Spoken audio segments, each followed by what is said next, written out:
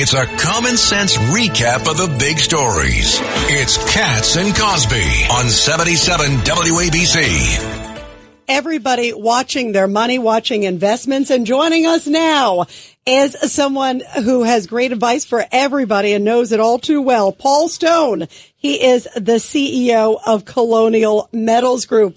Paul, it's so great to have you here. Tell us also why gold is really a great investment right now.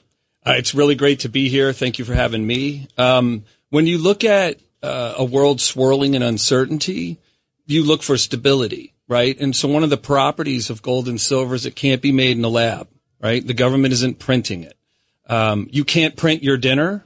Right. And you can't print gold and silver. When you look around the world financed by printed money and you look at the political scene here and outside of our borders, you got to start kind of looking for yourself, doing a little research for yourself to think, is the location of my savings carrying and offering me the integrity that I want it to have?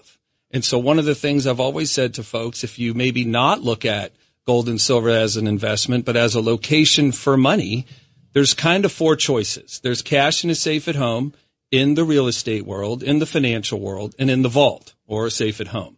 And when you look at the constructs of those four options, right, cash in a safe at home is under attack from the Washington printing press because they actually don't know how to solve problems. They just know how to create them. They think more money will solve the problems. If we just step back for a second and think, well, we gave them a $35 trillion shot. So have they solved all the problems? No.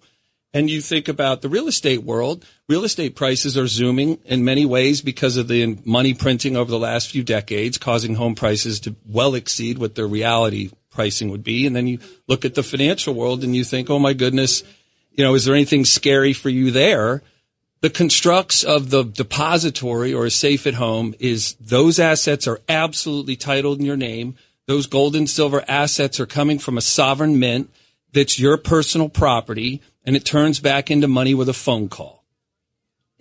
Wow. Really powerful. Really powerful. And the difference between gold and Bitcoins, do you think gold is, I think gold is a better investment than Bitcoins. That's my expression, because Bitcoins, you never know what the real story is.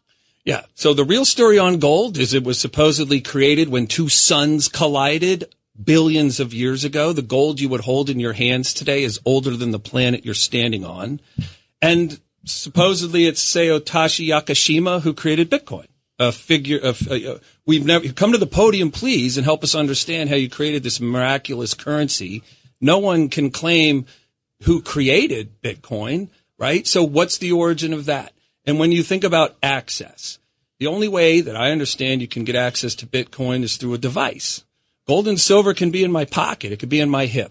And when folks say, well, you can't spend gold and silver at a store, I'd say you better hope the days never come where you are having to spend gold and silver at Otherwise, a store. the end is near after that. Right. Rita, I understand you have Joe Concha on? Yeah, great. We have Joe Concha. Thank you so much, Paul. That was really powerful. Thank you. Absolutely. Yep. Paul Stone with Colonial Metals Group. Awesome. Thank you so much. Such an important thing, especially given the uncertainty right now in the world.